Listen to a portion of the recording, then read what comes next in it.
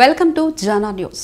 నేను మీ రచిత. క్రైస్తవులకు Easter day ఎంతో పవిత్రమైన రోజు అని, యేసుక్రీస్తు పరమపదించిన తరువాత 3 రోజులకు సమాధి నుండి తిరిగి ప్రాణాలతో వచ్చారని, దీనిని పురస్కరించుకొని ప్రపంచవ్యాప్తంగా క్రైస్తవులు ఈరోజు ఈస్టర్ డే వేడుకలను ఘనంగా జరుపుకుంటున్నారని LB Nagar pastors prayer fellowship గౌరవ వ్యవస్థాపక అధ్యక్షులు archbishop doctor MS Dayanand అన్నారు. ఈస్టర్ డే సందర్భంగా ఎల్బీ నగర్ నియోజకవర్గం ఫతుల్లాగూడలోని సమాధుల తోటలో క్రీస్తు పునరుద్ధరణ ఆరాధన కార్యక్రమం నిర్వహించారు. ఈ కార్యక్రమంలో పెద్ద ఎత్తున క్రైస్తవులు పాల్గొని యేసుక్రీస్తును స్తుతిస్తూ గీతాలు ఆలపించారు. పలువురు ఫెలోషిప్లోని పాస్టర్లు ఈస్టర్ డే సందేశాన్ని అందజేశారు.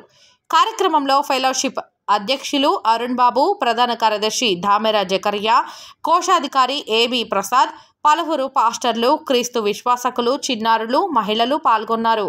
దేవుని పరిశుద్ధ నామానికి మహిమ కలుగును గాక.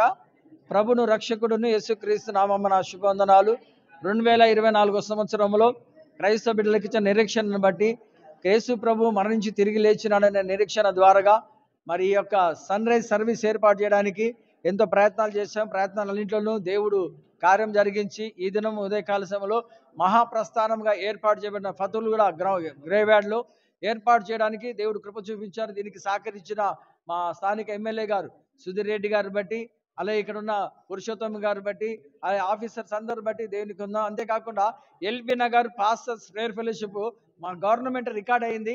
ఏ కార్యం చేసినా కూడా గొప్ప కార్యం చేయగలుగుతారనే ఆ యొక్క నిరీక్షణ మా గవర్నమెంట్ వారు కూడా ఇచ్చినాం. కాబట్టి ఇక్కడికి వచ్చిన వారందరూ, ఈ సమాధి తోట చూసిన వారందరూ ఆనందిస్తున్నారు, సంతోషిస్తున్నారు. కాబట్టి ఎమ్మెల్యే గారి కొరకు, వారి కుటుంబం కొరకు ఎల్లప్పుడూ ప్రార్థన చేస్తాం. వారు రాబోయే దినాలు ఇంకా ముందుకు సాగాలని, ఇలాంటి కార్యక్రమాన్ని చేయాలని కోరుకుంటున్నాం. ఎల్బీ నగర్ పాస్టర్ ఫెలోషిప్లో ఉన్న దైవ సేవకులకు అందరూ కూడా ప్రత్యేకంగా మీడియా ద్వారాగా మరి మాకు అందరికీ తెలియపరుస్తున్న మీడియా వారు కూడా ప్రత్యేక వందనాలు చెల్లిస్తున్నాము.